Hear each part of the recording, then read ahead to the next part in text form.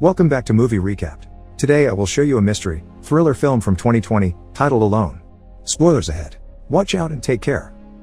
Jessica is seen opening the doors to a U-Haul trailer. She starts packing up her stuff inside, from her furniture to her bike. She leaves her plant behind. Jessica walks to her car, barely manages to start it and leaves town alone. She makes her way through the open road, listening to an audiobook, headed for her next destination. Suddenly, there's another car on the road in front of her, driving slower than her, though not by a lot. The Jeep signals her and she tries to pass him, but as soon as she does, he speeds up and doesn't let her join the lane. There's a truck ahead of Jessica, so she speeds up and makes it back on the right lane. The man in the Jeep then signals her again, then drives off in another direction. She stops the car to gather her thoughts. Later, Jessica is at a gas station and calls her dad, while she waits for the gas. She tells him that she wanted to talk to him and not her mom. The signal's a little bad, but she manages to tell him that she already left. Her dad's confused, because they were supposed to help her pack. Jessica says that she wanted to avoid her mom, but he interrupts her explaining that both she and he are worried about her. She tells him that she'll be fine, then turns around and notices the black Jeep from earlier slowly driving behind her.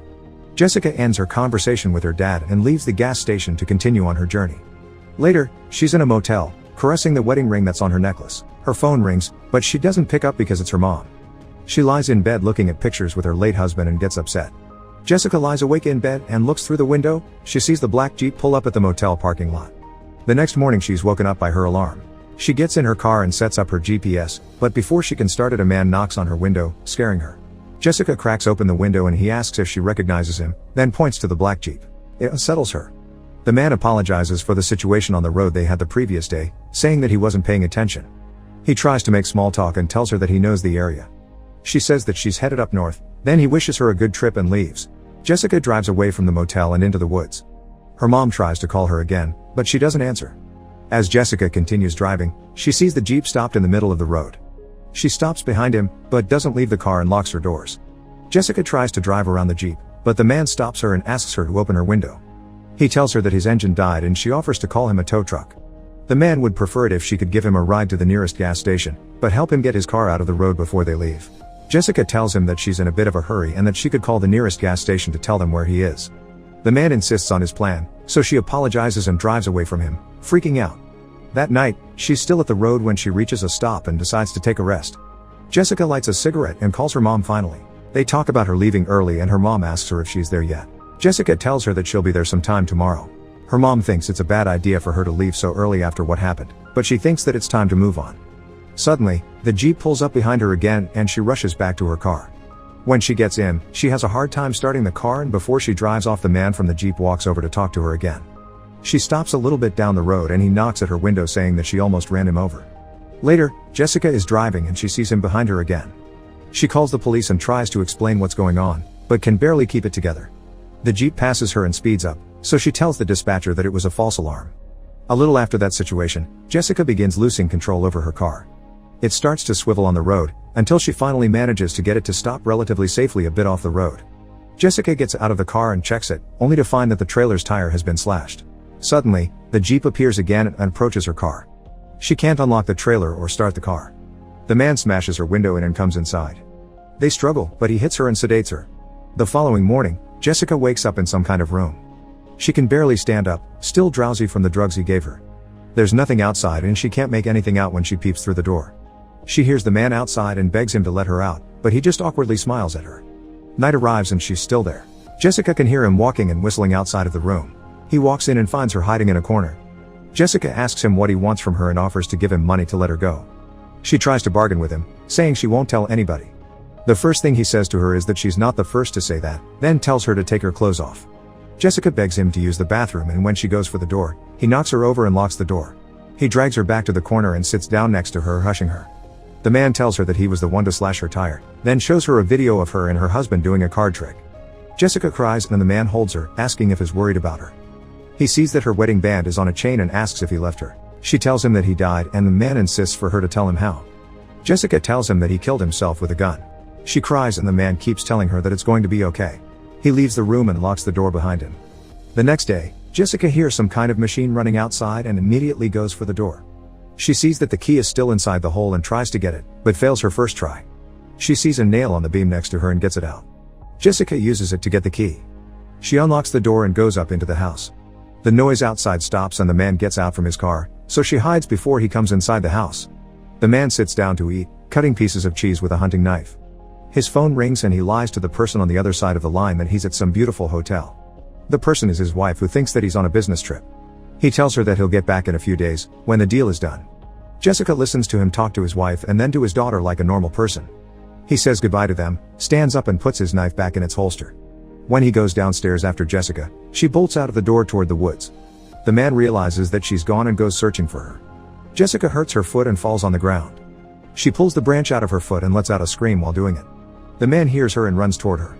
She reaches another hurdle on her path, goes around it and goes toward the river. He's catching up to her and she sees him coming.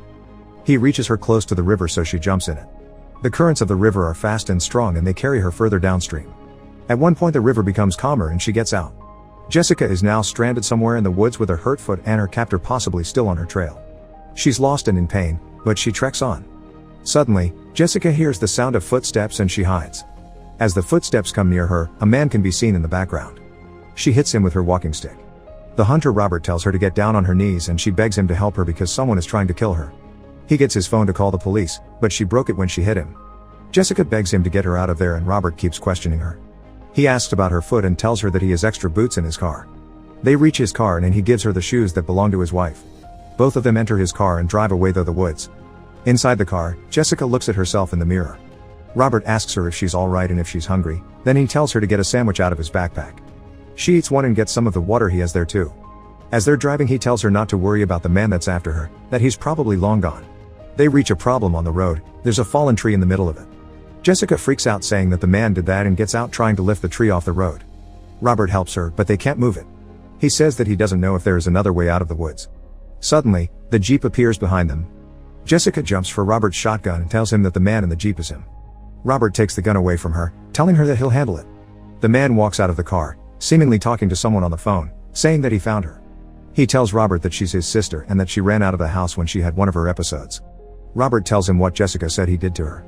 The man sticks to his story, saying that she went through the tragedy of her husband dying and lost her mind. Robert doesn't know what to believe, so he still keeps protecting Jessica.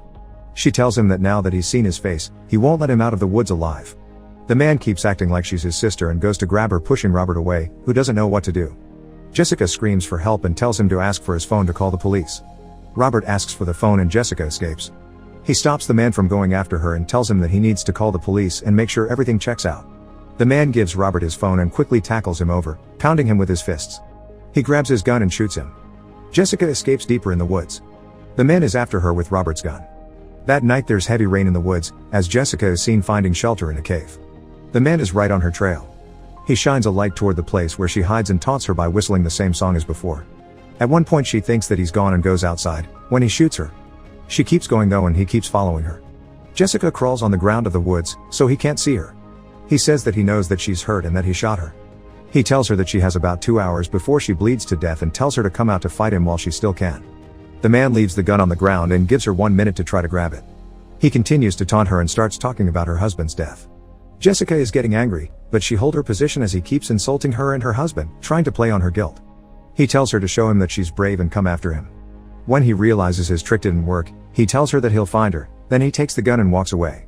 Later, Jessica is seen still walking through the woods in the rain. The following morning she wakes up and immediately starts walking, getting away from the trail. Jessica navigates the difficult terrain of the woods, when she suddenly hears the noise of an engine. She sees the truck come back and the man getting out with Robert's gun. The man gets Robert's body out of the trunk and starts dragging him away to bury him. As he's disposing of the body, Jessica decides to go to his truck. She can see him digging as she opens the door and just inside. Unfortunately, there is no key. She looks for it, but she only finds a phone. The man is coming back to the truck, so she hides in the trunk. He thinks he hears something, but proceeds to drive off. Jessica grabs the wrench he has in his trunk, then calls the police from his phone. She can't speak too loudly and begs the dispatcher to trace the call. The man reaches for his phone, but when he can't find it he stops the car to look for it. Suddenly, Jessica jumps out and hits him with the wrench. They fight as he tries to drive the car. She takes his knife away, then tries to strangle him with the wrench. She looses her grip, so she grabs his knife and stabs him. The car swivels around and runs off the road. Jessica pulls herself out of the car and as she lies on the road, she sees a helicopter flying above her. She follows the sound it's making to see where it will land and gets to a clearing. Meanwhile, the man gets out of the car and gets prepared to come after her. She calls his wife and asks her if she knows where he is, when he appears in front of her. Jessica tells her that he's a kidnapper and a killer. She puts him on speaker and his wife calls for him. Jessica tells the wife her full name and says that if this is the last time that she hears from her, it will be because her husband had killed her, just like he killed Robert. She throws him the phone and he puts it in his pocket, then goes after her with the knife. Jessica is ready to fight and doesn't let him off easily. They struggle in the mud, until he cuts her again and goes to kill her, but she bites his shoulder. Jessica grabs the knife and stabs him. She waits for him to die. Suddenly, the helicopter can be heard. Jessica is saved.